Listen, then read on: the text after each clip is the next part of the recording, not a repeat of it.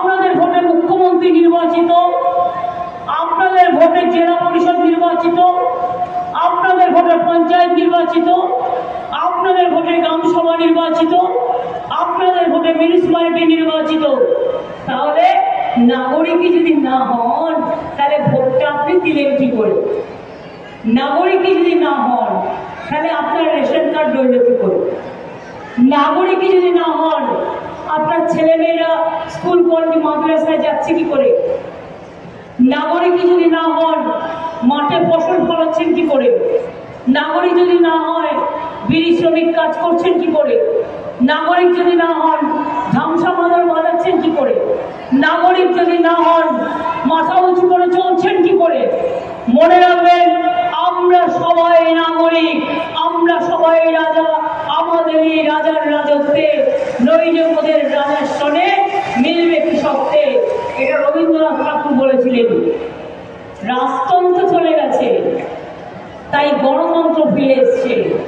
আর গণতন্ত্রে রাজা নয়, প্রজার দাম বেশি।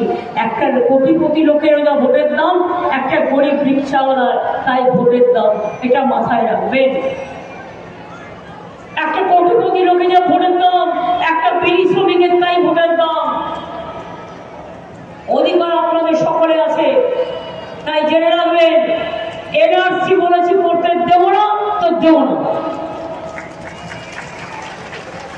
কে করতে দেব না বলেছি, দেব না তো দেব না। দেখবো কত ক্ষমতা আছে বিজেপি। আবার একটা ইউনিফর্ম সিভিল কোড করেছে, যেখানে মানুষের কোনো ধর্মীয় অধিকার থাকবে না। মতুয়াদের একটা আলাদা আইন আছে, ওরা নিজেদের মধ্যে চলে, ওদের উৎসব আলাদা করে হয়।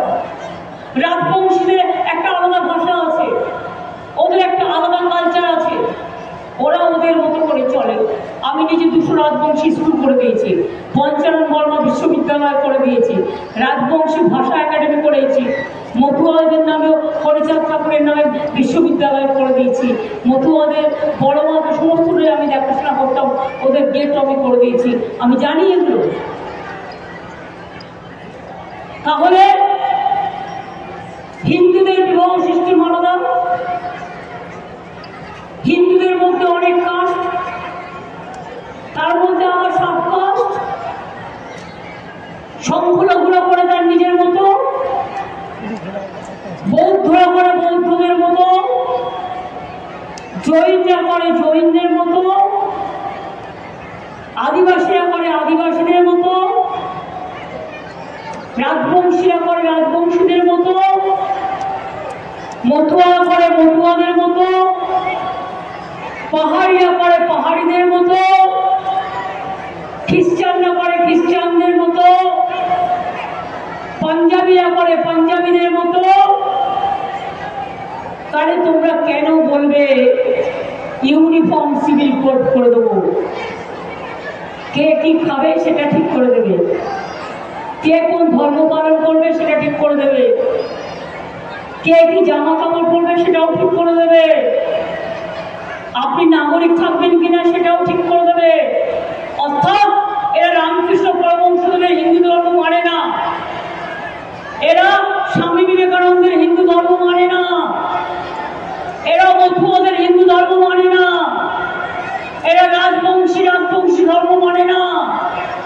এদের একটাই টার্গেট, ধর্মে ধর্মে বিভেদ করে দাও, আর ধর্মে ধর্মে বিভেদ করে দিয়ে ভেঙে টুকরো করে দাও দেশটা।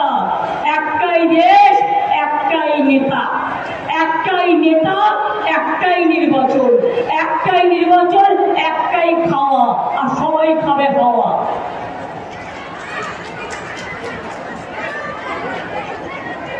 এই হয়ে গেছে আজকে দেশের অবস্থা।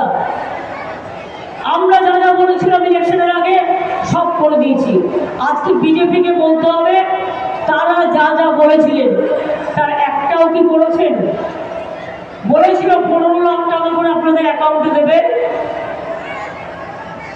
কি দিয়েছে? দিয়েছে তো জোরে বলো না ভাই, আমি একা চিৎকার করছি। এই ভাইরা কি করছো তোমরা? গলায় আওয়াজ নেই কেন? লড়বে কি করে? শক্ত মাটির উপর দাঁড়িয়ে তো লড়াইটা করতে হবে। বিজেপিকে হারাতে হবে তো। আর কংগ্রেস সিপিএম তো বিজেপির দুটো চোখ, শুধু তৃণমূলের ভোট কাটানোর কাজ, আর কোনো কাজ নেই। তাহলে বলুন, বিজেপিকে হারাতে